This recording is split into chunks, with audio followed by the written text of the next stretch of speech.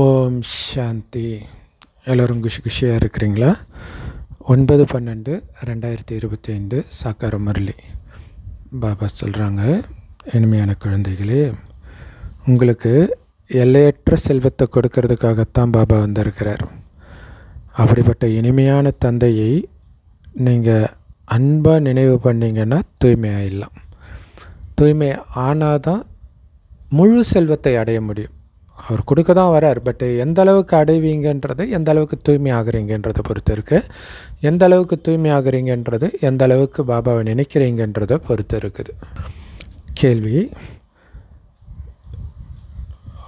விநாசத்தின் நேரம் நெருங்கிடுச்சு அப்படின்னு எப்போ தெரிஞ்சுக்கலாம்?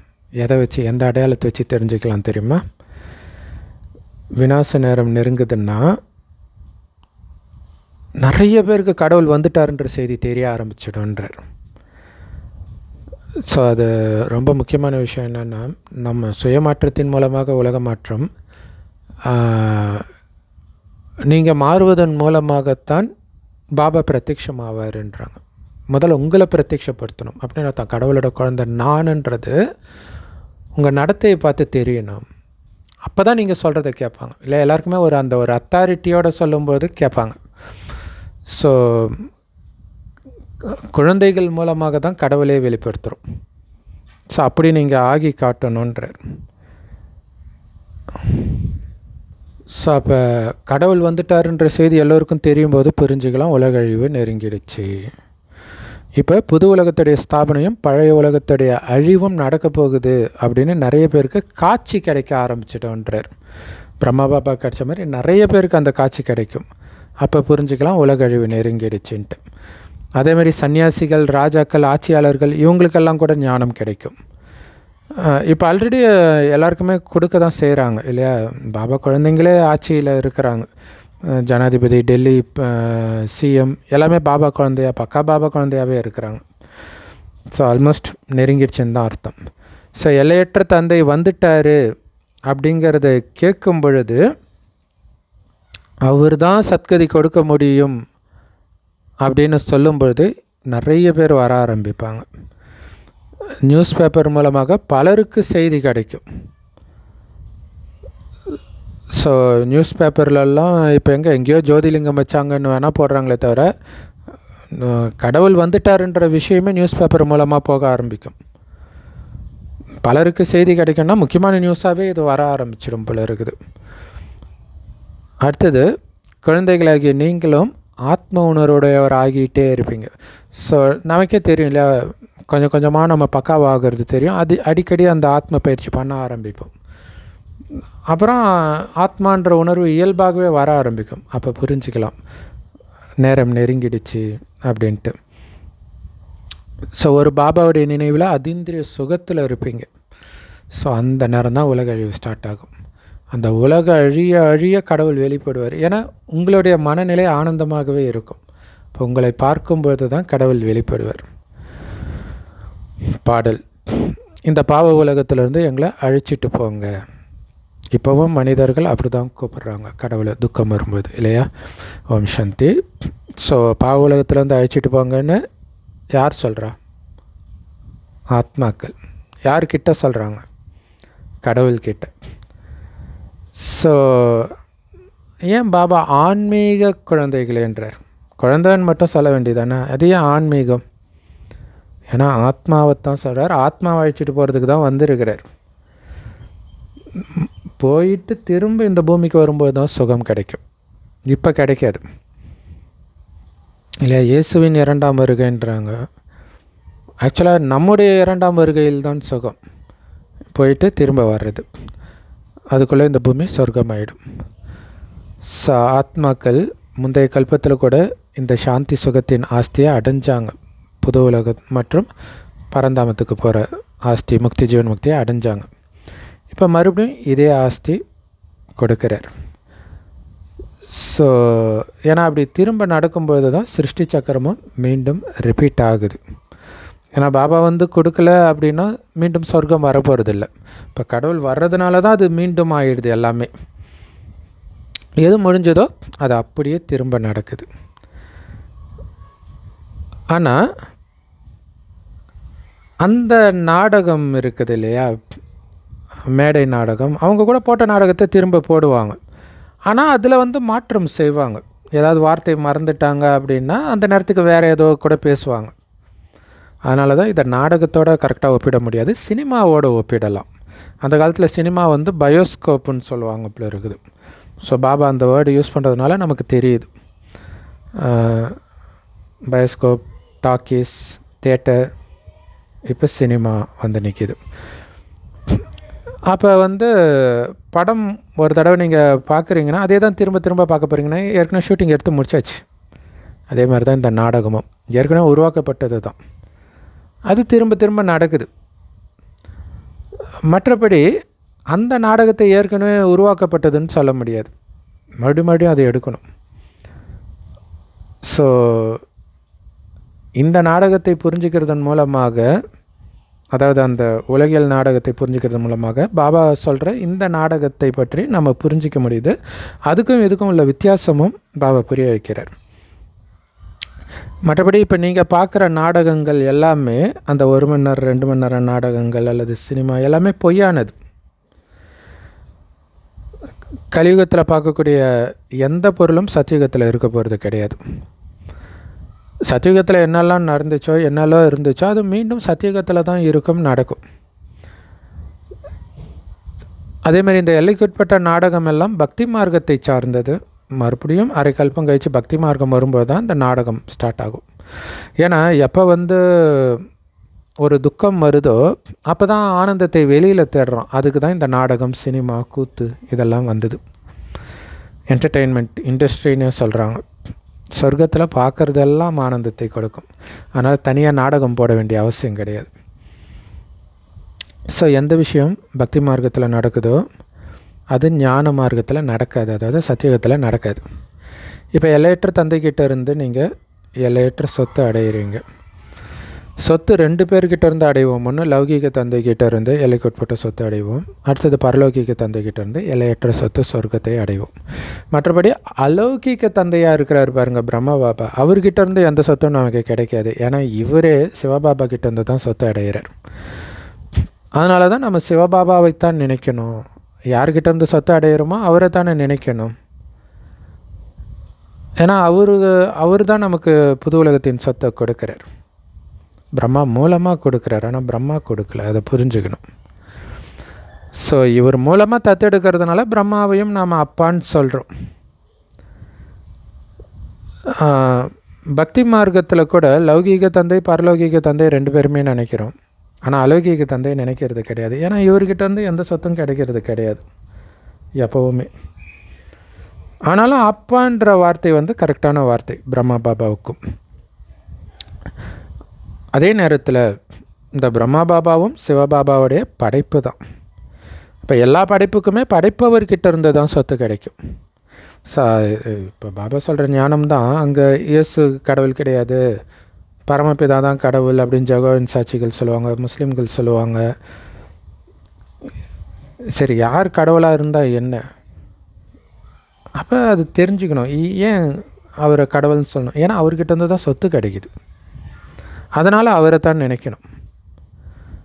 ஸோ உங்களையும் சிவபாபா தான் படைக்கிறார், பிரம்மா பாபாவையும் சிவபாபா தான் படைக்கிறார். ஸோ படைப்பவர் சிவபாபா கிட்ட இருந்து தான் உங்களுக்கும் சரி பிரம்மா பாபாவுக்கும் சரி சொர்க்கத்தின் சொத்து கிடைக்கிது. அதனால் சிவபாபா தான் எல்லையற்ற தந்தைன்னு சொல்கிறோம். பிரம்மா பாபா கிட்ட இருந்து எல்லையற்ற சொத்து கிடைக்குதா என்ன? அவர்கிட்ட இருக்குதா? முதல்ல கிடையாது. இவருக்கும் சிவபாபா கிட்ட இருந்து தான் சொத்து கிடைக்கிது. இவர் மூலமாக சிவபாபா புரிய வைக்கிறார். மற்றபடி பிரம்மா பாபா ஒன்றும் சொத்து வாங்கி உங்களுக்கு கொடுக்கல, அப்படி தானே புரிஞ்சுக்கிறாங்க. நீங்கள் இயேசுவை பிடிச்சிட்டிங்கன்னா சொர்க்கத்துக்கு வந்துடலாம், நபியை பிடிச்சிட்டிங்கன்னா சொர்க்கத்துக்கு வந்துடலாம். அது எப்படி வர முடியும் இல்லையா? கடவுள் கொடுக்குற ஞானத்தை பிடிக்கணும், அது அவரே தான் கொடுக்குறாரு. அந்த ஞானமே அவர் பிடிக்கணுன்றது தான் இல்லையா? மற்றபடி எந்த மனிதனையும் பிரம்மா உட்பட யாரை பிடித்தாலும் உங்களுக்கு சொர்க்கம் கிடைக்காது. அதனால தான் சொல்கிறார், பிரம்மா பாபாவை கூட நினைக்காதீங்க, இவரை தான் ஆதாம்னு சொல்கிறாங்க, அவரையும் நினைக்காதீங்கன்றார். இந்த எல்லையற்ற தந்தைக்கிட்ட இருந்து தான் உங்களுக்கு சொத்து கிடைக்கிது. லௌகீக தந்தைக்கிட்ட இருந்து எல்லைக்குட்பட்ட சொத்து கிடைக்கிற மாதிரி இந்த பரலோகிக தந்தைக்கிட்டேருந்து எல்லைக்கு அப்பாற்பட்ட சொத்து கிடைக்கிது. இது நாடகத்தில் பதிவாகி இருக்குது, இப்படி தான் இருக்கணும்ன்ட்டு. ஸோ அது நம்ம புத்தியிலும் இருக்குது. சிவபாபா கிட்டேருந்து தான் நமக்கு எல்லையற்ற சொத்து 5000 வருடத்துக்கு தேவையான சொத்தை அடையிறோம். மற்றபடி பிரம்மா பாபாவுடைய சொத்துன்னு எதையாவது சொல்ல முடியுமா என்ன? ஏன்னா அப்பானாலே சொத்து வரணும் இல்லையா? சொத்து கொடுக்காத ஒரே அப்பா அலௌகிக தந்தை பிரம்மா பாபா தான். ஸோ இந்த எல்லையற்ற ராஜ்யம் சிவபாபா கிட்டேருந்து உங்களுக்கு கிடைக்கிது. ஸோ அதனால் அவர் தான் பெரிய தந்தை, பிதாக்களுக்கெல்லாம் பிதா, பரமபிதா. மற்றபடி பிரம்மா பாபா கூட சொல்கிறாரு, என்ன நினைக்காதீங்க, ஏன்னா என்கிட்ட எந்த சொத்தும் கிடையாது உங்கள்கிட்ட கொடுக்கறதுக்கு. யார்கிட்ட இருந்து சொத்து கிடைக்குதோ அவரை நினைங்க, ஏன்னா அவரே என்னை மட்டும் நினைங்கன்னு தான் சொல்கிறார் சிவபாபாவே. பிரம்மா பாபாவையும் நினைங்கன்னு சொல்ல மரியாதை கொடுக்க சொல்கிறார், ஆனால் நினைக்க சொல்லலை இல்லையா? பிரம்மா பாபா வாய் வழியாக வர அத்தனையும் சிவபாபா சொல்கிறதாவே நீங்கள் நினைத்தால்தான் புத்தி சிவபாபா கிட்டே போகும், இல்லைன்னா பிரம்மா பாபா கிட்டே போகும். அதனால தான் ஒருவேளை பிரம்மா பாபா தப்பாக சொல்லியிருந்தால் கூட அதை நான் சரி செய்கிறேன், நான் பொறுப்பு, நான் சொல்வதாகவே நினைங்கன்னு சிவபாபா சொல்கிறார். லௌகீக தந்தையுடைய சொத்துக்காக எவ்வளோ சண்டை, வெட்டு, குத்து எல்லாம் நடக்குது. ஆனால் இங்கே பாபா கிட்ட இருந்து சொத்து அடையிறதுக்கு நீங்கள் சண்டை போட வேண்டிய அவசியம் கிடையாது. அங்கே சண்டை நடக்கிறதா காட்டுறாங்க இல்லையா, முருகன் பிள்ளையார் ஞான பழத்துக்காக. இங்கே சண்டை போடுறதுக்கான விஷயம் கிடையாது. அங்கேயும் பிள்ளையார் முருகன் அடிச்சிக்கல, அவர் அப்பா கிட்ட தான் சண்டை போடுறார். இங்கே என்னென்னா அப்பாவை நினைக்கணும், அவ்வளோதான். நினைக்கலைன்னா தானாகவே அந்த சொத்து கிடைக்காதுன்றார். எந்த அளவுக்கு நினைக்கிறீங்களோ அந்த அளவுக்கு சொத்து ஃபுல்லாக அடைய முடியும். ஸோ எப்படி நினைக்கிறது? உங்களை ஆத்மான்னு உணருங்க, உணர்ந்து பரமாத்மாவை நினைங்கன்ற.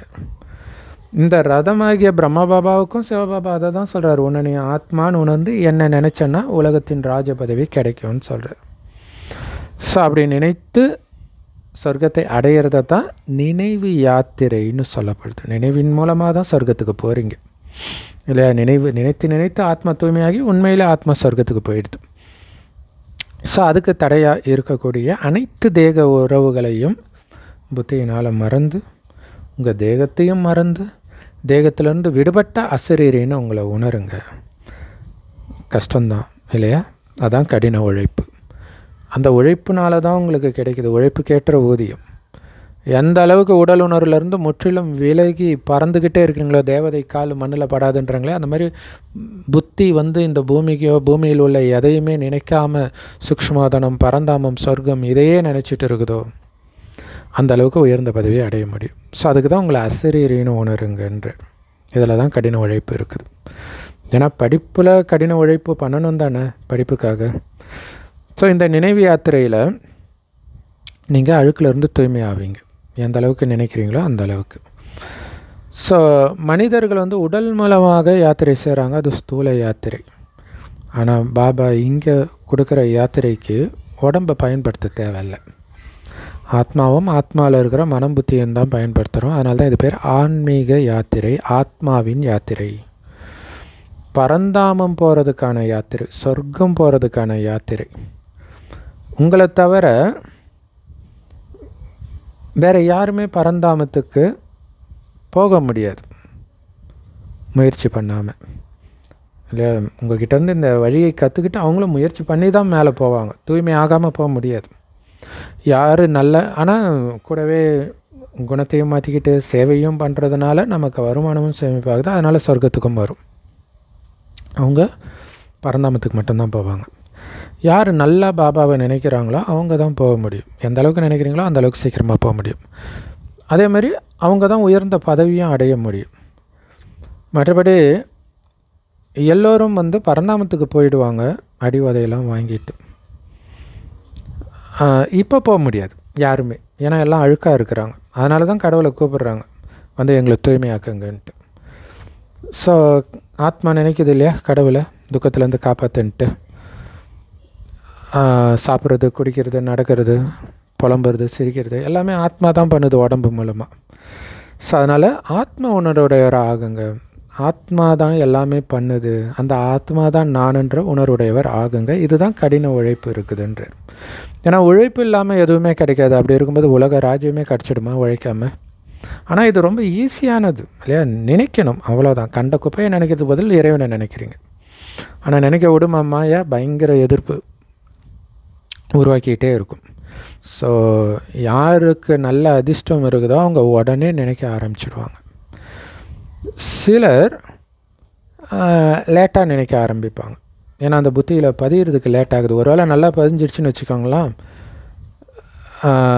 நான் இறைவன் நினைவிலே இருக்கிறேன்ப்பா, அது போதும்ப்பா எனக்கு அப்படின்ட்டு அதிவேகத்தில் நினைக்க ஆரம்பிச்சிடுவாங்க. அப்படி நினச்சாங்கன்னா அதிவேகத்தில் ஓடி இலக்கை சீக்கிரமாக அடைய முடியும். சத்தியுகத்தின் தொடக்கத்தில் வர முடியும், உயர்ந்த பதவியும் அடைய முடியும். ஸோ அதனால் அவங்க வீட்டில் இருந்தால் கூட இது நல்ல விஷயமா இருக்குதே அப்படின்னு புத்தியில் தோணும். அதனால் நான் என்னை ஆத்மான்னு ஒன்று என்னுடைய அப்பா பதித்த பாவனர் தந்தையை நான் நினைக்கிறேன் அப்படின்னு நினச்சிக்கிட்டே இருப்பாங்க. ஸோ நினைக்க அது ஆனந்தமாகவும் இருக்கும். ஸோ எல்லா வேலையும் விட்டுட்டு ஒரு 1/2 மணி நேரம் உட்காந்து நினைக்கும்போது தான் அந்த போதை வரும். அதை அப்படியே வேலை செய்யும்போது கண்டினியூ பண்ணணும்னு தோணும். பாபாவுடைய கட்டளைப்படி ஒவ்வொரு விஷயத்துலையும் நடந்தீங்க அப்படின்னா தூய்மையாக முடியும். என்ன பண்ணணும்? பாபா நினைவிலே எல்லா காரியத்தையும் பண்ணணும்.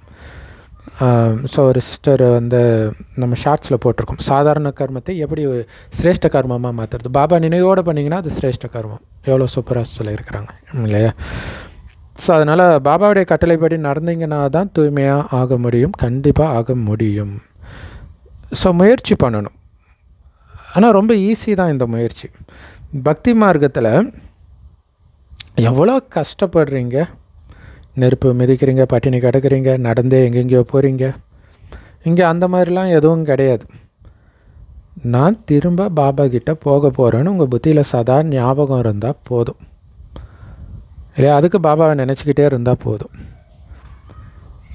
அதனால தான் அங்கேயே நினைங்க. எங்கே போகணுமோ அங்கேயே நினைங்க. இங்கே வரவே கூடாது. அதுக்காக தான் இங்கே நினைக்காதீங்கன்ற. ஸோ பரந்தாமத்துக்கு போயிட்டு பிறகு அங்கேருந்து விஷ்ணுபுரிக்கு வருவோம். விஷ்ணு மாலையில் மணியாகும் அப்படின்னு அர்த்தம்னா சத்தியுகத்தில் வருவோம். அங்கே தானே விஷ்ணு இருக்கிறாரு. ஸோ விஷ்ணு மாலையெல்லாம் அங்கே வந்துடும்.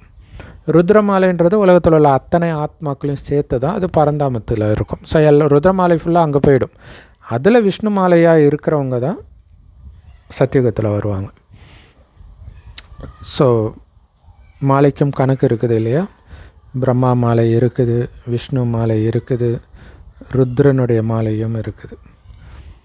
ஸோ பிரம்மா மாலைன்றது எல்லா பாபா குழந்தைங்களும் குறிக்கும். சத்தியுக திரேதாயுகம் வரைக்கும் வர அத்தனை பிராமண ஆத்மாக்கள். விஷ்ணுடைய மாலைன்றது சத்தியுகத்தில் மட்டும் வர்றவங்க. ருத்ரனுடைய மாலைன்றது ஞானம் எடுத்தாலும் எடுக்காட்டினாலும் கடவுளே நம்பாட்டினாலும் எல்லா ஆத்மாக்களும் சேர்த்து தான் ருத்ர மாலை. ருத்ரன்னா சிவன் கழுத்து மாலையாக பரந்தாமத்தில் இருப்பாங்க இல்லையா? ஸோ முதல்ல புது சிருஷ்டி அங்கே வரவங்க தான் வருவாங்க. அவங்க தான் விஷ்ணு மாலை. ஸோ மற்றவங்கெல்லாம் பின்னாடி லேட்டாக தான் வருவாங்க. அவங்க கடைசியாக மாலையில் கோர்க்கப்படுறாங்க. ஸோ உங்கள்கிட்ட உங்களுடைய குலம் எது, அது என்ன உயர்ந்த குலம் அப்படின்னு கேட்பாங்க. நீங்கள் சொல்லுங்கள், விஷ்ணுவின் குலம். நாங்கள் விஷ்ணு குலம், விஷ்ணு வம்சத்தினர்னு சொல்லுவாங்களே, அதுதான் வைஷ்ணவர்னால் அதான் அர்த்தம். ஸோ உண்மையில் நாம் தான் அந்த விஷ்ணு குலத்தை சார்ந்தவர்கள். விஷ்ணு குலத்தை சார்ந்தவராக தான் இருந்தோம். பிறகு சத்திரியன், வைஷ்யன், சூதரனாக ஆகிட்டோம். அப்படியே வம்சம் தோண ஆரம்பிச்சது. இந்த ஞானத்தின் மூலமாகத்தான்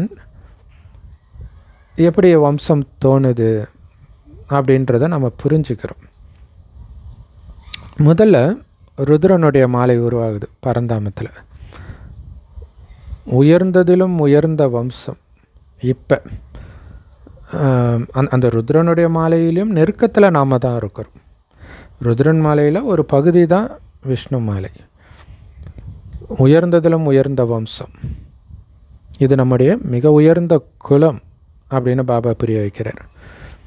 கண்டிப்பாக முழு உலகத்துக்கும் செய்தி கிடைச்சிடும், கிடைக்காம போயிடாதுன்னு நமக்கு தெரியும் இல்லையா? கடவுளுடைய ஞானமாச்சு.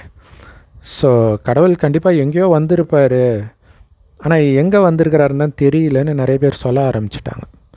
கடைசியில் எல்லோருக்கும் தெரியும். ஏன்னா இப்போவே அம்மா பகவான்றாங்க, என்னென்னமோ பேர் சொல்கிறாங்க இல்லையா, கடவுள் இங்கே வந்திருக்காரு அங்கே வந்திருக்காருன்ட்டு. ஸோ போக போக தெரிஞ்சிடும், நியூஸ் பேப்பர்லலாம் வர ஆரம்பிச்சிடும். இப்போ கொஞ்சம் போடுறாங்க. ஏதோ ஒரு நியூஸ் பேப்பரில் நீங்கள் கொடுத்ததுனால எல்லோரும் அதே நியூஸ் பேப்பரை படிக்கிறாங்களா என்ன?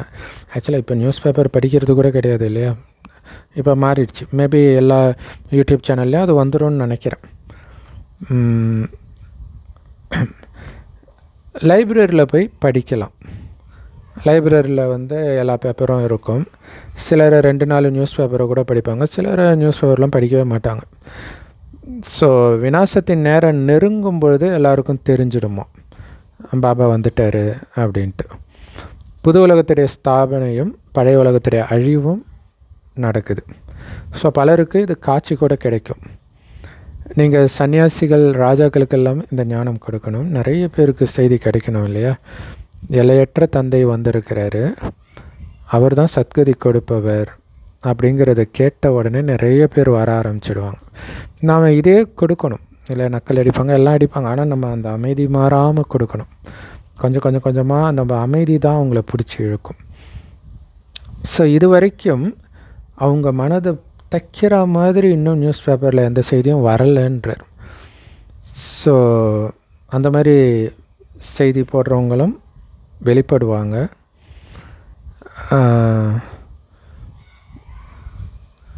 விசாரித்து அதெல்லாம் பண்ணுவாங்க. ஸ்ரீமத் படி சத்தியுகத்தை ஸ்தாபனையை நம்ம பண்ணிகிட்டு இருக்கிறோன்னு புரிஞ்சுக்கிறோம். இதுதான் நம்மளுடைய மிஷன், சத்தியுகத்தை ஸ்தாபனை பண்ணுறது. நீங்கள் ஈஸ்வரிய மிஷனை சார்ந்த ஈஸ்வரிய குலத்தினர். எப்படி வந்து கிறிஸ்தவ மிஷன் மூலமாக கிறிஸ்தவ குலத்தினர் உருவாகிறாங்களோ, அதே மாதிரி ஈஸ்வரிய மிஷன் மூலமாக உருவாக்கப்பட்ட ஈஸ்வரிய குலத்தினர் நாம். ஸோ அதனால தான் அதீந்திரிய சுகத்தை கோபகோபியர்கள்கிட்ட கேளுங்க அப்படின்னு பாடப்பட்டு இருக்குது. ஏன்னா அவங்க தான் ஆத்ம உணர்வுடையவராக இருக்கிறாங்க இல்லையா. உடல் உணர்வின் சுகம்தான் உங்களுக்கு தெரியும். இப்போ உடல் உணர்வுக்கு அப்பாற்பட்ட சுகம் ஆத்ம உணர்வில் கிடைக்கும். அப்போ ஆத்ம உணர்வில் இருக்கிறவங்களுக்கு தானே தெரியும். ஒரு தந்தையைத்தான் நினைக்கணும், வேறு யாரையுமே நினைக்கக்கூடாது. அப்போ தான் அந்த சுகத்தை நம்ம அனுபவிக்க முடியும். ஒரு தந்தை தானே இந்த ராஜயோகத்தை கற்றுக் கொடுக்குறாரு, அப்போ அவரை தானே நினைக்கணும். நேற்று கூட சொன்னால உயர்ந்ததிலும் உயர்ந்தவர் யாரோ அவரை தானே நினைக்கணும் அப்படின்னு சொல்லுங்கள் அப்படிங்கிறார். அவர் தான் கீதையின் பகவான்.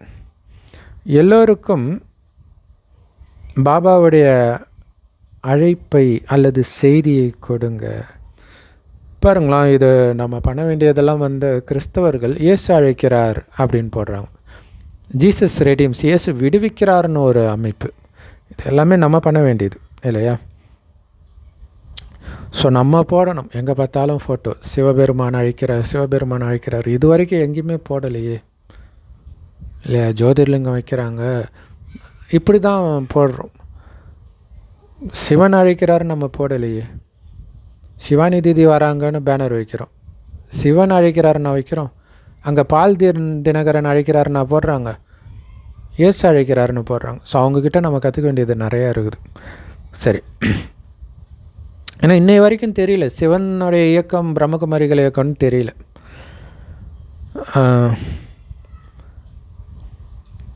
ஒரு தந்தை தானே இந்த ராஜயோகத்தை கற்றுக் கொடுக்குறாரு, அவரை வெளிப்படுத்தணும் இல்லை. அவர் தான் கீதையின் பகவான். ஸோ எல்லோருக்கும் பாபாவுடைய இந்த அழைப்பை தெரிவிங்கள். மற்ற விஷயங்கள் எல்லாமே ஞானத்தின் அலங்காரம் இல்லை. கடவுள் வந்திருக்கிறாரு, அவரை நினைக்கணும், இதுதான் மெயின் ஞானம். மற்றதெல்லாம் இந்த ஞானத்தின் அலங்காரம் தான். ஐஸ்கிரீம் மேலே டெக்கரேஷன் பண்ணுற மாதிரி தான். மெயின் ஐஸ்கிரீம் பாபாவை நினைங்கன்றது தான். ஸோ இந்த சித்திரங்கள் நிறையா பாபா உருவாக்குறாருல, இதெல்லாம் ஞானத்தின் அலங்காரம்.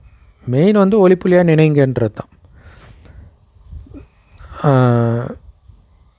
இது ஞானத்தின் அலங்காரம் இந்த படங்களே தவிர பக்தியின் அலங்காரம் கிடையாது. நாம் உருவாக்கின படங்கள் மனிதர்களுக்கு புரிய வைக்கிறதுக்காக பாபா இந்த மாதிரி படங்களை உருவாக்கி இருக்கிறார். ஆனால் இந்த சித்திரங்கள் கொஞ்ச நாளில் அழிஞ்சிடும் உலகம் அழியும்போது. மற்றபடி இந்த ஞானம் வந்து ஆத்மாவில் இருக்குது. பாபாவுக்கும் மேபி உலக அழிவின் பொழுது நம்ம கையில் படம் கூட இருக்காது இல்லையா. ஜஸ்ட் பாபா நினைங்கன்னு தான் சொல்லுவோம். அந்த நேரம் ஆத்மாவும் பலம் ஆகிடும். அதனால் அவங்க புரிஞ்சுக்குவாங்க. நம்ம ஆத்மாவில் பாபா இந்த ஞானத்தை கொடுக்குறார், பாபாவுடைய ஆத்மாவிலையும் இந்த ஞானம் இருக்குது. இது நாடகத்தில் நிச்சயிக்கப்பட்டு இருக்குது. ஸோ இப்போ நீங்கள் பக்தி மார்க்கத்தை கடந்து வந்துட்டீங்க ஞான மார்க்கத்துக்கு. நம்முடைய ஆத்மாவில் இந்த நடிப்பு இருக்குது பக்தியை கடந்து ஞானத்துக்கு வர்றதுக்கு. ஸோ யாருக்கு அந்த நடிப்பு இருக்குதோ அவங்க தான் வருவாங்க. ஸோ அந்த நடிப்பு தான் நடந்துகிட்டு இருக்குது. இது ஏற்கனவே நிச்சயிக்கப்பட்டும் இருக்குது இல்லை. எது நாம் பக்தி மார்க்கத்தில் கடந்து ஞான மார்க்கத்துக்கு வருவோன்றது நிச்சயிக்கப்பட்டிருக்குது. அதை நினச்சாலே எவ்வளோ சந்தோஷம் இல்லையா? மீண்டும் நாம் பாபா கிட்டேருந்து ராஜயோகத்தை கற்றுக்கொண்டு இருக்கிறோம் 5000 வருஷம் கழிச்சு. சுயம் தந்தையே இந்த ஞானத்தை நமக்கு கொடுக்க வேண்டி இருக்குது. முந்தைய கல்பத்திலும் அப்படி தான் கொடுத்தார். அவருடைய ஆத்மாவிலும் இது நிச்சயிக்கப்பட்டிருக்குது. அந்த ஞானத்தை அவர்கிட்ட இருந்து அடையணுன்றது நம்ம ஆத்மாவிலும் நிச்சயிக்கப்பட்டிருக்குது. ஸோ அங்கே போவோம், அந்த ஞானத்தை அடைவோம். பிறகு மீண்டும் புது உலகத்துடைய பார்ட் ரிப்பீட் ஆகும். ஆத்மாவுடைய எல்லா பதிவுகளையுமே ஆரம்பத்திலிருந்து இப்போ நம்ம புரிஞ்சுக்கிறோம். ஆரம்பத்தில் சதோ பிரதான நடிப்புக்கான பதிவு இருந்தது, இப்போ தம பிரதான நடிப்புக்கான பதிவு இருக்குது. மீண்டும் சதோ பிரதானமாக ஆகிறதுக்கான நடிப்பின் பதிவு இருக்குது. ஸோ பிறகு இது இந்த நாடகத்துடைய இந்த கல்பத்தின் நடிப்பு ஃபுல்லாக முடிஞ்சிடும். பக்தி மார்க்கத்துடைய நடிப்பு கூட முடிஞ்சிடும். பிறகு மறுபடியும் ஃப்ரெஷ்ஷாக சத்தியுகத்திலேருந்து உங்களுடைய நடிப்பு என்னவாக இருந்துச்சோ அதுவே தான் மீண்டும் நடக்கும். என்ன கரெக்டாக நடக்கும்ன்றதெல்லாம் பாபா சொல்ல மாட்டார் இல்லையா? எது நடந்ததோ அதே தான் நடக்கும். சொர்க்கத்தில் எப்படி மாளிகை நடக்கும், கட்டுவாங்க தங்கத்திலே, எப்படி கட்டுனீங்களோ அப்படி கட்டுவீங்க, அவ்வளோதான் இல்லையா? பாபா அதெல்லாம் சொல்கிறது கிடையாது. சத்தியுகம்ங்கிறது இங்கே அங்கே போகிறதுக்கு நமக்கு என்ன தேவை அந்த அளவுக்கு தான் ஞானம் சொல்கிறார். சத்தியுகம்ங்கிறது புது உலகம். கண்டிப்பாக அங்கே எல்லாமே புத்தம் புதியதாக சதோபிரதானமாக மலிவாக இருக்கும் இல்லையா? அளவற்று இருக்கும். ஸோ அதிகமாக இருந்தாலே அங்கே விலை கம்மியாக தான் இருக்கும். தங்கமும் சரி, பழங்கள் எல்லாமே சரி. முந்தைய கல்பத்தில் எதெல்லாம் நடந்துச்சோ அதே தான் மீண்டும் நடக்கும். இந்த லக்ஷ்மி நாராயணனுக்கு பாருங்கள் எவ்வளோ சுகம் இருந்தது, எவ்வளோ வைர வைடூரியங்கள், பணம் எல்லாம் நிறைய இருக்கும். ஸோ செல்வம் இருந்தால் சுகமும் இருக்கும், ஆரோக்கியமும் இருக்குது இல்லையா? ஸோ இப்போ இருக்கக்கூடிய கலியுகத்தோடு நீங்கள் ஒப்பிட்டு பார்க்கலாம். ஏன்னா சத்தியுகத்துக்கு போன பிறகு இந்த ஞானம் இருக்காது ஒப்பிட்டு பார்க்குறதுக்கு, எல்லாமே மறந்துடுவீங்க. ஸோ இப்போ மட்டும்தான் அந்த அதிசயம் இல்லையா? இப்போ கலியுகத்துக்கும் அங்கத்துக்கும் உள்ள வித்தியாசத்தை பார்க்குறோம். இது புது விஷயம்.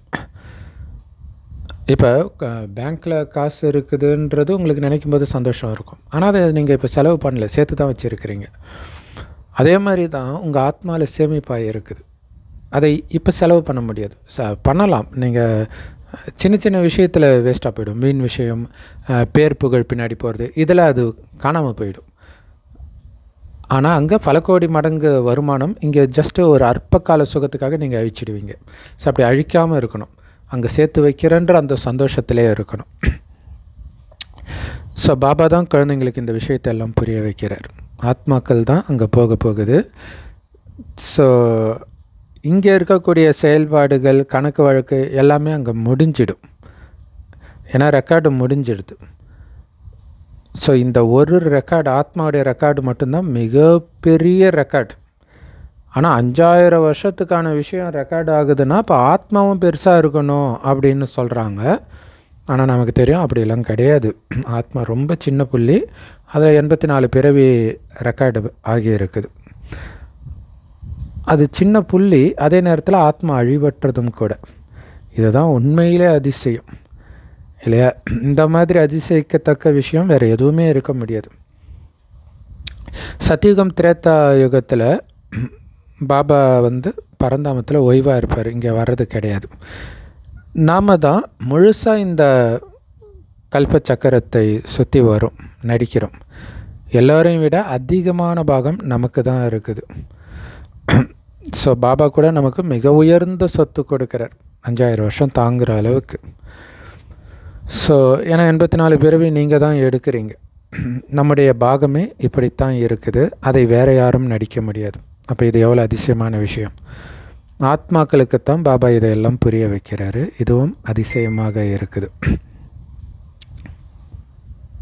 ஸோ ஆத்மாவில் 84 பிறவிக்கான பாகம் பதிவாகி இருக்கிறதே பெரிய அதிசயம். இதை கடவுளே நமக்கு சொல்லிக் கொடுக்குறாருன்றது பேரதிசயம் இல்லையா?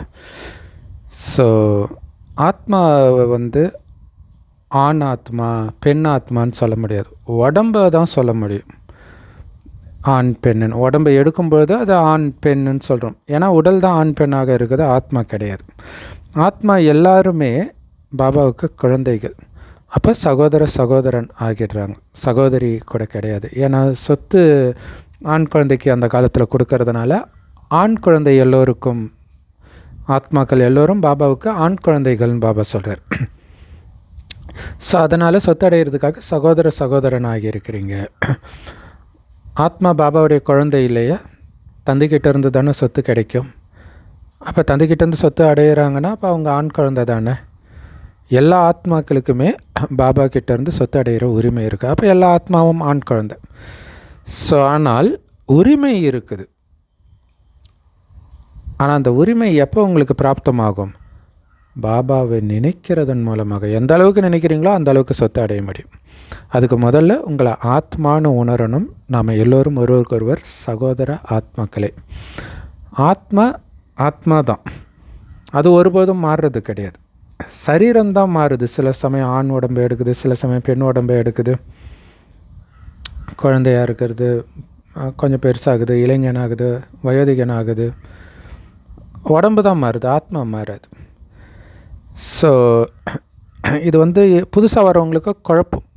ஆனாலும் இதை புரிஞ்சுக்கணும், ஈஸியான விஷயந்தான். இதை கடவுளை தவிர வேறு யாருமே சொல்லி புரிய வைக்க முடியாது. ஸோ ஒன்று தந்தைக்கிட்டேருந்து இந்த ஞானத்தை கேட்க முடியும், அல்லது குழந்தைகளை உங்ககிட்டேருந்து கேட்க முடியும். வேறு எங்கேயுமே இந்த ஞானம் கிடைக்காது. ஸோ பாபா குழந்தைகளாகி உங்ககிட்ட மட்டும்தான் இந்த ஞானத்தை சொல்கிறார். அப்போ வேறு எப்படி மற்றவங்களுக்கு கிடைக்கும்?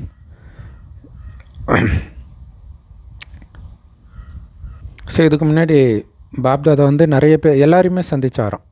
பாபா குழந்தைங்கன்னு இல்லாமல் வெளியில் இருக்கிறவங்களையும் சந்தித்தார், எல்லாருக்கூடையும் பேசினார். அப்புறம் கடைசியில் யார்கிட்டையும் பேசுகிறதில்ல, குழந்தைங்கக்கிட்ட மட்டும்தான் பேசுகிறாரு. குழந்தைங்க தான் அப்பாவை வெளிப்படுத்தணும் இல்லையா? ஸோ அதனால் குழந்தைங்க தான் மற்றவர்களையும் படிக்க வைக்கணும். குழந்தைகளாகி நீங்கள் பலருக்கு சேவை செஞ்சு அழைச்சிட்டு வரீங்க. ஸோ எத்தனை பேர் உங்களுக்கு சமமாக அழைச்சிட்டு வரீங்கன்றதை வச்சு இந்த குழந்தை பெரிய ராஜாவாகுமா, சின்ன ராஜாவாகுமா, அல்லது பிரஜையாகுமான்னு புரிஞ்சுக்குவார். ஸோ இதோடைய நினைவாக பார்த்திங்கன்னா மகாபாரதத்தில் அந்த கர்ணன் பார்த்திங்கன்னா நிறைய மணிமகுடத்தை எடுத்துகிட்டு வருவோம். அப்படின்னா என்ன அர்த்தம்? நிறைய ராஜாக்களை உருவாக்கி இருக்கிறான்னு அர்த்தம். ஆனால் நம்ம ஸ்தூலமாக அவன் ராஜாவோட சண்டை போட்டு அவனை சாவடிச்சிட்டான். ஸோ அதுவும் கரெக்டு தான், பலியாக்குறோம் கடவுள்கிட்ட.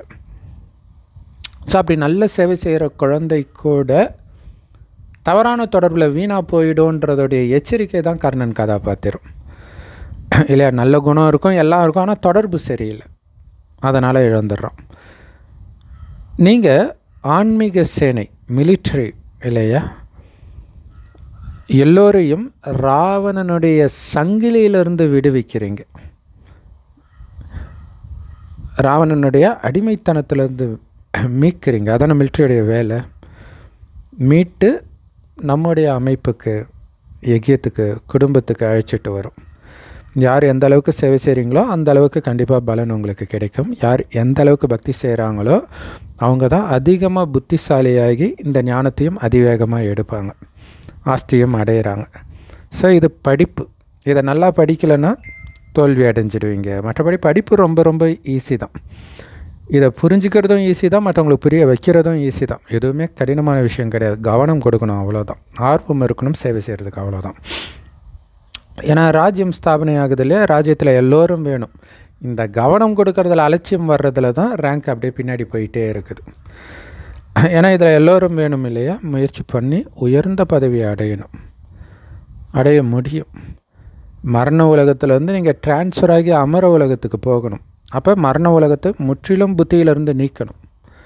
ஸோ எந்த அளவுக்கு இதை படிக்கிறீங்களோ அந்த அளவுக்கு அமரபுரியில், அதாவது சொர்க்கத்தில் உயர்ந்த பதவியில் நீங்கள் உட்கார முடியும்.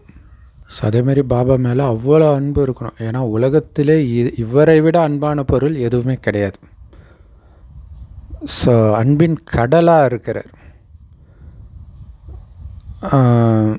எல்லோருக்கும் பாபா மேலே ஒரே மாதிரியான அன்பு இருக்கிறது கிடையாது.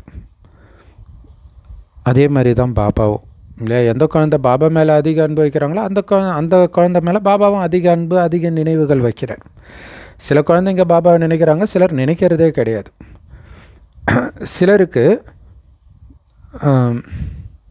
ஸோ இப்படிப்பட்ட தந்தையை பற்றி மற்றவர்களுக்கு புரிய வைக்கணும் அப்படிங்கிறதுல பெருமிதம் இருக்குது, பெரிய ஆர்வம் இருக்கணும் இல்லையா. அப்போ தான் இதை பண்ண முடியும். இது பல்கலைக்கழகம். ஸோ அந்த ஆர்வத்தில் இந்த பேர் புகழ் எதை பற்றியுமே கவலைப்பட மாட்டோம். அதை பற்றி சிந்தனை கூட பண்ண மாட்டோம். மற்றவங்கள கூப்பிடும்போது தான், அவங்க தயங்கும்போது தான் தெரியுது, ஓ இதெல்லாம் அவங்க சிந்திக்கிறாங்க போல இருக்குது அப்படின்ட்டு. இது ஒரு யூனிவர்சிட்டி, உலகத்துக்கான யூனிவர்சிட்டி இது மட்டும்தான்னு யாருக்காவது புரிய வச்சுக்கிட்டே இருக்கணும். இது ஆன்மீக படிப்பு. வேறு எந்த ஸ்கூல்லையும் இந்த மாதிரி படங்களை நீங்கள் பார்க்கவே முடியாது. ஒவ்வொரு நாளும் புது புது படங்கள் வெளிப்பட்டுக்கிட்டே இருக்கும். அதை பார்த்த உடனே மனிதர்கள் புரிஞ்சுக்குவாங்க. ஏணி படம் ரொம்ப சூப்பராக இருக்குது. ஆனால் தேவதா தர்மத்தை சார்ந்தவர்களாக இருந்தால் மட்டும்தான் அவங்களுக்கு புரியும். மற்ற தர்மத்தினருக்கு அது புரியாது. யார் நம்ம குலத்தை சார்ந்தவர்களோ அவர்களுக்கு தான் இந்த ஞான அம்பு அப்படியே பாயும், புத்தியில் பதியும். நம்முடைய தேவதா தர்மத்தின் இலையாக யார் இருக்கிறாங்களோ அவங்க தான் வருவாங்க. ஸோ அவங்க கேட்கும்போதே தெரிஞ்சுக்கலாம், இவங்க ரொம்ப ஆர்வமாக கேட்குறாங்க, நம்ம தர்மத்தை சார்ந்தவர்கள் நம்மளால் உணர முடியும். ஸோ அந்த மாதிரி ஒரு இடத்துல கண்காட்சி போடும்போது ஒரு சிஸ்டர், அவங்க வந்து டீச்சராக இருக்கிறாங்க, டியூஷன் சொல்லிக் கொடுக்குற பசங்களை திரும்ப திரும்ப திரும்ப திரும்ப அழைச்சிட்டு வராங்க. ஒரு பேட்சாக பசங்களையும் திரும்ப திரும்ப அழைச்சிட்டு வராங்க. அப்படி ஒரு ஆர்வமாக இருக்காங்க, என் குழந்தைங்களுக்கு சொல்லிக் கொடுங்கன்ட்டு. அவங்க எதுக்கு குழந்தைங்கள டியூஷன் படிக்கிறவங்கள எதுக்கு அழைச்சிட்டு வரணும் இல்லையா. ஸோ அதுதான் தேவதா தர்மத்தை ஆத்மா. ஸோ அதை நம்மளால் உணர முடியும் அவங்க கேட்கும்போது. சிலர் வந்து அப்படியே கேட்டும் கேட்காம போயிடுவாங்க. அப்போ நம்ம புரிஞ்சுக்கலாம், இது நம்ம தர்மத்தை ஆத்மா இல்லை பிள்ளை இருக்குன்ட்டு. என்னமோ வேறு எங்கேயோ அவங்களுடைய கவனம் இருக்கும். அவங்க நிற்கும் போதே தெரியும், எவ்வளோ பெரிய விஷயம் சொல்கிறோம், அதில் ஒரு ஆர்வமே இல்லாமல் இருப்பாங்க. ஸோ ஒவ்வொரு நாளும் புது புது விஷயங்களை குழந்தைங்களுக்கு புரிய வச்சுக்கிட்டே இருக்கிறார். சேவை செய்யணுன்ற ஆர்வம் இருக்கணும். ஸோ யார் ஆர்வத்தோடு சேவை செஞ்சுக்கிட்டே இருக்கிறாங்களோ அவங்க தான் பாபாவுடைய இதயத்திலையும் இடம் பிடிக்க முடியும். அங்கே உலக ராஜ சிம்மாசனத்தில் அவங்க தான் இடம் பிடிக்க முடியும். இன்னும் போக போக உங்களுக்கு நிறைய காட்சிகள் கிடைக்கும். அந்த மகிழ்ச்சியிலே இருப்பீங்க. ஆனால் உங்களை சுற்றி உலகத்தில் ஐயோ ஐயோன்ற குரல் நிறைய கேட்க ஆரம்பிக்கும். அங்கே அப்படி கேட்கும், ஆனால் நீங்கள் சொர்க்கத்தின் காட்சி அந்த போதையிலே இருப்பீங்க. ஸோ கடைசியில் நேரமாக இரத்த நதிகள் ஓடும், அந்தளவுக்கு கலவரம் எல்லாம் இருக்கும். ஆனால் நமக்கு பாதுகாப்புன்னா பாபாவுடைய போதையிலே இருக்கிறது தான். அதுக்காக தான் இப்போயும் முயற்சி பண்ணிக்கிட்டே இருங்கன்றார். சக்திசாலியான சேவை செய்யக்கூடிய சேவாதாரிகள் ஒருபோதும் பசி பட்டினினால் இறக்க மாட்டாங்க. கோடீஸ்வரனுக்கு கூட சாப்பாடு கிடைக்காத நிலை வரும். ஆனால் நல்ல சேவாதாரி குழந்தைங்க, சக்திசாலியான சேவாதாரி குழந்தைங்க இல்லையா, நியமப்படி பாபா நினைவில் அந்த போதையில் இருந்து சேவை செய்யக்கூடிய குழந்தைங்க பசியில் இறக்க மாட்டாங்க. அதுக்கு என்ன பண்ணணும்? இப்போவே வனவாசத்தில் இருக்கணும். எல்லா வசதியும் இருந்தாலும் புத்தினால் எல்லாத்துலேருந்தும் விலகி இருக்கணும். ஸோ திருமணம் ஆகிறதுக்கு முன்னாடி கன்னி பெண்ணை வந்து அந்த மாதிரி வனவாசம்னு, குறிப்பாக பிராமண ஜாதியில் அப்படி பண்ணுவாங்கன்னு நினைக்கிறேன். அந்த பழைய ட்ரெஸ்ஸு கொடுத்து போட்டுட்டு உட்கார வைப்பாங்களாம். ஸோ அப்படியே மாமியார் வீட்டுக்கு போய் நிறைய அணிஞ்சிக்குவாங்க, நிறைய நகைகள் அதெல்லாம். ஏன்னா அப்போ தான் அந்த அதாவது சூப்பர் இல்லையா. நிறைய பேருக்கு வந்து திருமணம் ஆன பிறகு அது பிடிக்காதது காரணம் அப்பா அம்மா வீட்டில் நல்லா வசதியாக வளர்ந்ததாக இருக்கும். அதுக்காகவே பெண் குழந்தைங்களாம் வந்து அப்போல்லாம் வந்து சரியாக வளர்க்க மாட்டாங்க. அப்போ அந்த குழந்தைக்கு அந்த பற்று இல்லாமல் இருக்கும். அப்படி இல்லாமல் இருந்தால் தான் அங்கே போகிற இடத்துல அந்த குழந்தை நல்லா இருக்கும். ஆனால் இன்றைக்கி அது ரிவர்ஸ் ஆனது டைவர்ஸ்க்கு ஒரு முக்கியமான காரணம். ஸோ இப்போ நம்ம வனவாசத்தில் இருக்கிறோம். சொர்க்கம்தான் நமக்கு மாமியார் வீடு, இது அப்பா வீடு. ஸோ மாமியார் வீட்டுக்கு போய் அனைத்தையும் அனுபவிக்க போகிறீங்க அப்படின்ற அந்த பெருமை இப்போ உங்களுக்கு இருக்குது. அதுதான் சுகதாமம். இங்கே சுற்றி துக்கதாமம். அந்த சுகதாமத்துக்கு உங்களை தயார்படுத்துகிறார். மோசமான இந்த உலகத்திலிருந்து நம்மளை கல்யாணம் பண்ணி அங்கே வசதியான இடத்துக்கு அற்புதமான உலகத்துக்கே அனுப்பி வைக்கிறார் பாபா. நல்லது. அற்புதமான முறையில் கொடுத்த அன்பான தாய் தந்தை பாப்தாதாவுக்கு அன்பு நினைவுகள் மற்றும் காலை வணக்கம். பாபா சொல்கிறாங்க, ஸோ வெற்றி மாலையில் கோர்க்கப்படணும் அப்படின்னா ஆத்ம உணர்வுடையவராகி அதிவேகத்தில் நினைவு யாத்திரையில் இருக்கணும். அதாவது சதா பாபா நினைவிலே மூழ்கி இருக்கணும். ஒவ்வொரு அடியிலும் பாபாவுடைய கட்டளைப்படி நடந்து உங்களை தூய்மையாக்கிக்கணும். தூய்மையாகவே உங்கள் தூய்மையை பாதுகாத்துக்கணும். பாபாவுடைய அறிமுகத்தை கொடுத்து பலரை உங்களுக்கு சமமாக்கக்கூடிய சேவை செய்யணும். இங்கே வனவாசத்தில் இருக்கணும். நல்லா பகட்டாக இருக்கணும்னு இருக்கக்கூடாது. ரொம்ப ரொம்ப சிம்பிளாக இருக்கணும். ஸோ கடைசியில் ஐயோ ஐயோன்ற காட்சி கிடைக்கும். அதை பார்க்கக்கூடிய தைரியமும் வேணும். அதே நேரத்தில் பாபா நினைவின் போதையும் இருக்கணும். அப்போ தான் அந்த தைரியம் வரும். கூடவே உங்களுக்கு சொர்க்கத்தின் காட்சியும் கிடைக்கும். ஸோ அந்த மாதிரி மகாவீரர் ஆகணும். அதுக்கு கலியுகத்திலேருந்து உங்கள் புத்தியை விளக்குறதுல தான் அந்த வீரம் இருக்குது. இப்போ விளக்குறதன் மூலமாக தான் கடைசி காட்சியை பார்க்கறதுக்கான தைரியம் உங்களுக்கு கிடைக்கும். இதிலேருந்து முற்றிலும் விடுபட்டு இருப்பீங்க. வரதானம்: பந்தனங்களின் கூண்டை உடைச்சி உண்மையான ஜீவன் முக்தி நிலையை அனுபவம் செய்யக்கூடிய உண்மையான ட்ரஸ்டி ஆகுங்கள். ஸோ தேகத்தின் பந்தனம், தேக உறவுகளின் பந்தனம், இதுதான் கூண்டுன்னு சொல்கிறது. ஆத்மான்ற பறவை இந்த கூண்டில் தான் சிக்கிட்டு இருக்குது. இதிலிருந்து விடுவிக்கிறதுக்கு தான் பாபா வந்திருக்கார். அதுக்கு பேர் தான் ஜீவன் முக்தி நிலை. அதனால் நீங்கள் என்ன பண்ணணும் அப்படின்னா, உங்கள் கடமையை செய்யணும். பலனை எதிர்பாராதுன்றாங்களே, கடமையை செய்யணும் ஒவ்வொரு உறவுக்கும். ஆனால் விடுபட்டு செய்யணும். பேரளவில் அந்த கடமை செய்யணும், பற்று இல்லாமல். இல்லையா? இப்போ பிச்சைக்காரனுக்கு சாப்பாடு போடுறீங்கன்னா பற்றோ, நாளைக்கு வந்து அவன் என்னை ஏதாவது பண்ணுவான், எனக்கு ஏதாவது உதவி பண்ணுவான்னு நினச்சா போடுறோம் இல்லையா? அந்த மாதிரி இல்லையா? கடன் பட்டதை தான் நம்ம அடைக்கிறோம். ஸோ கர்மத்தின் பந்தனத்தை முடிக்கிறோம். அதனால் பற்று இல்லாமல் அதை பண்ணணும். ஆனால் சிரிச்ச முகத்தோடு பண்ணணும். அது ஏன்னா நம்மளுடைய உண்மையான குணம். ஸோ அதனால் பற்றோடு பண்ணக்கூடாது. அப்போ தான் உங்களை பந்தனமற்றவர்னு சொல்ல முடியும். யார் இப்படி தன்னை ட்ரஸ்டியாக புரிஞ்சிட்டு நடக்கிறாங்களோ அவங்க தான் பந்தனமற்றவர். முதலாளி பாபா அவர் என்ன சொல்கிறாரோ அதை அப்படியே செய்ய வேண்டியது தான் நம்மளுடைய வேலை. நம்ம புத்தியை பயன்படுத்தக்கூடாது. பயன்படுத்தினா அங்கே பற்று வந்துருச்சுன்னு புரிஞ்சுக்கணும். ஸோ எந்த விதமான என்னுடையதுன்ற தன்மை இருந்தாலும் அவங்க கூண்டில் சிக்கிக்கிட்டாங்கன்னு புரிஞ்சுக்கணும் இல்லையா? ஸோ அதனால் என்னது அப்படிங்கிறதே வரக்கூடாது. சண்டே முரளி ஃபுல்லாக தானே என்னதுனாலே அது பாபா மட்டும்தான் என்னுடையவர். வேறு எதுவுமே என்னது கிடையாது கலியுகத்தில். ஏன்னா வேறு யுகத்துக்கு நான் போயிட்டுருக்கிறேன். அது என்னுடையது. நான் பந்தனமற்ற சுதந்திரமான ஆத்மா, பற்றை வென்ற மோகஜித் ஆத்மா. இந்த மாதிரி சுயமரியாதை ஸ்வமானத்திலே இருக்கணும். இதை ஞாபகப்படுத்திக்கிட்டே இருக்கணும். அப்போ தான் பந்தனமற்றவராக ஆக முடியும். இல்லைனா கூண்டுக்குள்ளே சிக்கிக்குவீங்க. ஸோ இப்போ கூண்டு பறவையாக இருந்த நீங்கள் அதிலிருந்து விடுபட்டு ஃபரிஸ்தாவாக பறந்துட்டு இருக்கிறீங்க. ஃபரிஸ்தானாலே பறக்கிறது தான், கீழே கால் படாதுன்னுவாங்க இல்லையா? அதனால் எங்கேயுமே கொஞ்சம் கூட பந்தனம் இல்லாமல் பார்த்துக்கோங்க. ஸோ மனசோடைய பந்தனம் கூட இருக்கக்கூடாது. என்ன செய்கிறது, சேவையே கூட என்ன செய்கிறது, எப்படி செய்கிறது, விரும்புகிறேன் ஆனால் நடக்க மாட்டேங்குது, இது கூட மனதின் பந்தனம். பண்ணுறது பாபா. எனக்கு பாபா என்ன கொடுத்துருக்காரு அதை கண்ணை மூடிட்டு பண்ண வேண்டியதான். மற்றதெல்லாம் பாபா பார்த்துக்கிட்டோம். அப்படி இருக்கணும். ஆனால் பண்ணணும். எந்த காரியமும் பண்ணாமல் இருக்கிறதுன்னு அர்த்தம் கிடையாது. சேவையே பண்ணாமல் இருக்கிறதுன்னு அர்த்தம் கிடையாது. ஸோ மனதின் பந்தனம் இல்லாமல் பண்ணணும். ஏன்னா மர்ஜீவா வாழ்க்கை, இறந்து புதுசாக பிறந்து இருக்கிறீங்க. அப்போ முந்தைய ஜென்மத்தின் எதுவுமே உங்களை பிடிச்சி இழுக்கக்கூடாது. எல்லா விதமான பந்தனத்திலிருந்தும் விடுபட்டுட்டீங்க.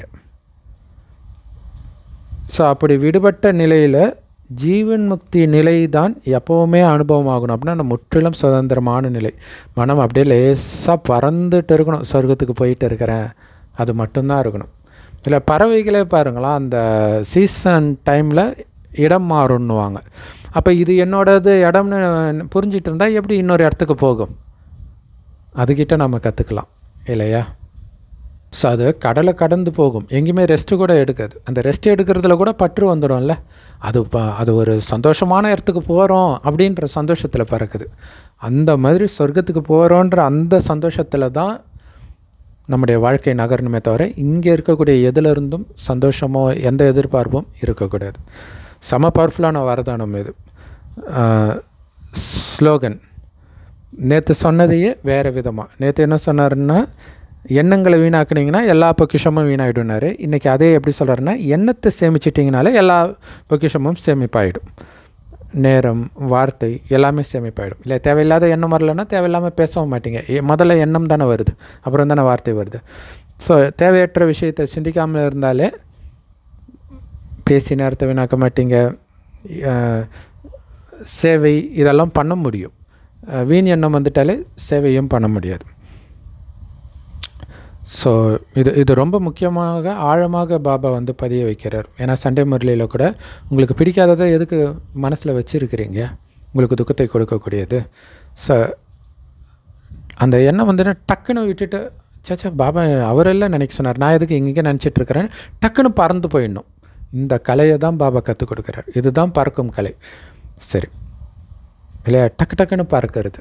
ஆக்சுவலாக ஆஞ்சநேயர் சீதையை மீட்கிறதுக்கு பறந்து போகும் பொழுது ஒரு மலை உயர்ந்து, பாவம் ரொம்ப தூரம் பறக்கிறீங்களே, என் மேலே உட்காந்து கொஞ்சம் ரெஸ்ட் எடுத்துகிட்டு போங்க. இல்லை எனக்கு அதுக்கெலாம் நேரம் இல்லைன்ட்டு போயிடுவார். அங்கே ரெஸ்ட் எடுக்கிறது தான் டெஸ்ட் பேப்பர் இல்லையா, அந்த விஷயத்தை பாரு அப்படின்னா, அதுக்கெலாம் எனக்கு நேரம் கிடையாது, நான் சொர்க்கத்துக்கு போயிட்டே இருக்கிறேன். அந்த சந்தோஷத்தில் சிறகடித்து பறக்கணும். ஸோ அப்போ பயங்கரமாக டைம் சேவ் பண்ணணுன்னா வீண் எண்ணங்களே விடாதீங்க, அப்போ டைம் சேவ் ஆகிடும். இல்லை அப்போ வீண் எண்ணங்களை உருவாக்கக்கூடிய எதையுமே பண்ணாமல் இருக்கணும். அப்போ எவ்வளோ நேரம் மிச்சமாகும் இல்லையா, சேவை நீங்கள் எது நினச்சாலும் பண்ண முடியும். அவ்யக்தேஸ்வரா சம்பனம் மற்றும் கர்மாதீத் ஆகிறதுக்கு தீவிரமாக செயல்படுங்கள். கர்மாதித்த நிலை அப்படின்னா கர்மத்தின் எந்த ஒரு பந்தனமும் உங்களை தொடக்கூட அனுமதிக்கக்கூடாது. அதுதான் கர்மாதித்த நிலை. அப்படியே வரதானத்துக்கு போயிடுங்க இல்லையா, பறந்துக்கிட்டே இருக்கிறது தான். நீங்கள் செய்கிற கர்மம், அந்த கர்மத்துடைய ரிசல்ட்டு கூட உங்களை தொடக்கூடாது. அது என்ன ஆச்சு, அப்படியா நான் பண்ணேன் அப்படின்ட்டு போயிட்டே இருக்க வேண்டியதுதான். பண்ணதே ஞாபகம் இருக்கக்கூடாது. அதான் சொன்னார்லே, அதை ஏன் நினைக்கிறீங்க, எனக்கு அர்ப்பணம் பண்ணிட்டீங்களா, அப்புறம் எதுக்கு நினைக்கிறீங்க, அப்போ நீங்கள் பண்ணனே நினைக்கிறீங்களா அப்படின்னு கேட்குறார் இல்லையா. பாபா துணை இல்லாமல் எதுவுமே பண்ண முடியாது, அவர் தான் பண்ணுறார். அப்புறம் எதுக்கு அதை நான் பண்ணணும்னு நாம் நினைக்கணும். ஸோ கர்மத்தின் எந்த ஒரு பந்தனமும் எண்ணத்தால் கூட தொட அனுமதிக்கக்கூடாது, விலகி இருக்கணும், அந்த ஈர்ப்பிலேருந்து விலகி இருக்கணும். இந்த மாதிரி அனுபவம் அதிகரிச்சுக்கிட்டே இருக்கணும். எல்லாத்துலேருந்தும் அப்படியே என்ன காரியம் செஞ்சோன்னே உங்களுக்கு ஞாபகம் இருக்கக்கூடாது, அப்படி அதை நினைக்கக்கூடாது, டக்குன்னு மறக்கணும். எந்த ஒரு காரியமும் உங்கள் புத்தியை தொடக்கூடாது. அதுக்கு தான் டைம் டேபிள் போடுறது. முன்னாடி என்னென்ன பண்ணணுன்னு பார்க்குறீங்க, பண்ணுறீங்க, அவ்வளோதான், முடிஞ்சு போச்சு, மறந்துடுறீங்க. ஸோ காரியம் செஞ்ச பிறகு வெளிப்படுற பலன் கூட உங்களை தொடக்கூடாது இல்லையா. வாவ் சூப்பராக பண்ணால் அதை பற்றி கூட சிந்திக்கக்கூடாது. முற்றிலும் விலகிய நிலையின் அனுபவம் தான் ஏற்பட்டுக்கிட்டே இருக்கணுன்ற, அப்படியே விலகி ஃப்ரீயாக அப்படியே லேசாக பறந்துக்கிட்டே இருக்கணும். எப்படி யாரோ ஒருத்தங்க இப்போ ஒரு கூட்டத்தில் ஒருத்தர் தள்ளினாங்க, நீங்கள் நகரில் யாரோ தள்ளினாங்க, நீங்கள் நவந்தீங்க, அந்த மாதிரி உங்களுக்கு அனுபவம் ஆகணும் இல்லை. மற்றவங்க செய்ய வச்சாங்க, செஞ்சாங்க, அவ்வளோதான். இல்லை டைரக்டர் சொல்கிறத அப்படியே நடிகர் நடிப்பாங்களே, அந்த மாதிரி. ஸோ கருவியாக இருந்தாலும் கூட அதுலேயும் விலகிய தன்மை அனுபவம் ஆகணும். அந்த கருவியாக கூட நான் செஞ்சேன்ற உணர்வு இருக்கக்கூடாது.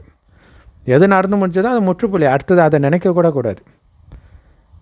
முற்றுப்புள்ளி வச்சுட்டு டக்குன்னு விலகி வேறு ஆயிடணும். அப்படி இருந்தால் தான் கர்மாதித்த நிலை அடைய முடியும், சம்பன்னம் ஆக முடியும். ஸோ செம பவர்ஃபுல் வரதானம் ஸ்லோகன் அவ்யக்தேஸ்வரா. ஓம் சாந்தி. ஸோ இந்த 3ஐயும் ப்ராக்டிஸ் பண்ணிக்கிட்டே இருங்க.